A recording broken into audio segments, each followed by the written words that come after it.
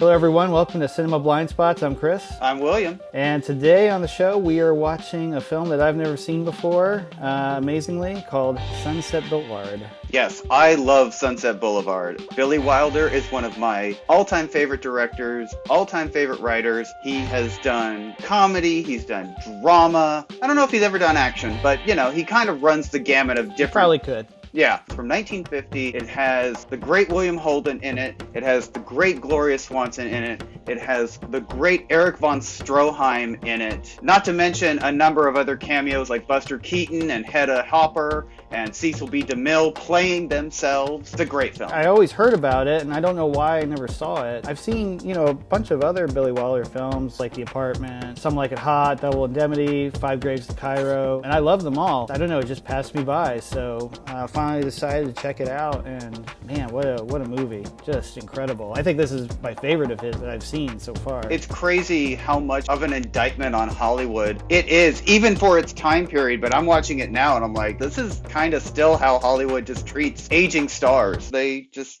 push them away. It's really dark for a 1950 film. It's crazy that Billy Wilder still had a career after he literally made an entire film that was biting the hand that feeds him. It's an incredible film about Hollywood, right up there with Altman's The Player. Yeah. Kind of a fascinating look at, without being too, in love with the Hollywood system. My mind goes immediately to Truffaut's Day for Night, which is such a love letter to cinema. Godard even got mad at Truffaut for how saccharine that movie was, and this is like the complete opposite. Any of those other movies where Hollywood just kind of pats itself on the back, this is a really searing take on it. You're Norma Desmond.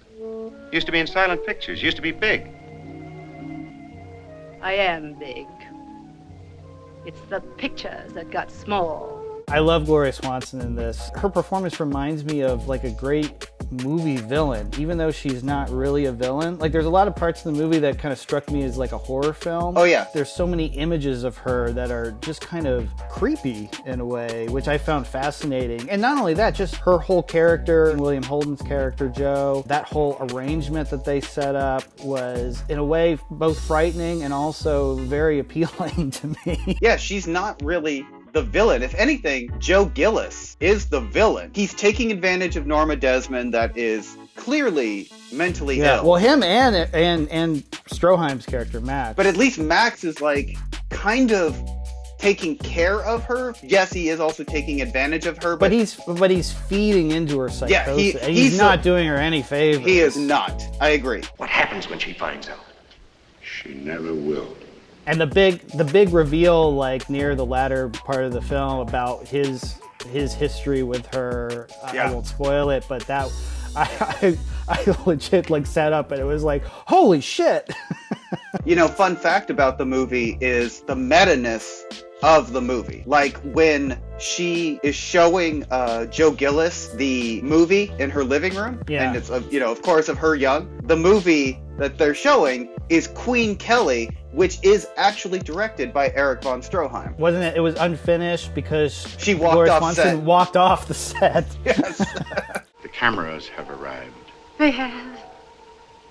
Tell Mr. DeMille I'll be on the set at once. One thing I loved about the movie, too, was just how the plot just kept evolving and giving new twists and turns. Very well-written script, always had me guess. I didn't know where it was going. I was noting when I was watching it the whole thing of how voiceover is such a crutch, and yet there's so much voiceover in this film. It's revealing the character's internal thoughts, but then the plot still takes you someplace else. It never just it explains what you're seeing. I love Nancy Olsen in it. The way her and William Holden bounce off of each other, it's very, almost a little bizarre. You can tell that he's kind of a creeper, too, in a way. He's never a guy that you really root for. No, I think William Holden is a really great actor, and it's weird that, he's not really talked about that much anymore. You don't hear about him in the same breath as, a Cary Grant or a Jimmy Stewart, but he was really, really good. I mean, if you look at, Stalag 17, Network, Sunset Boulevard. The Omen 2.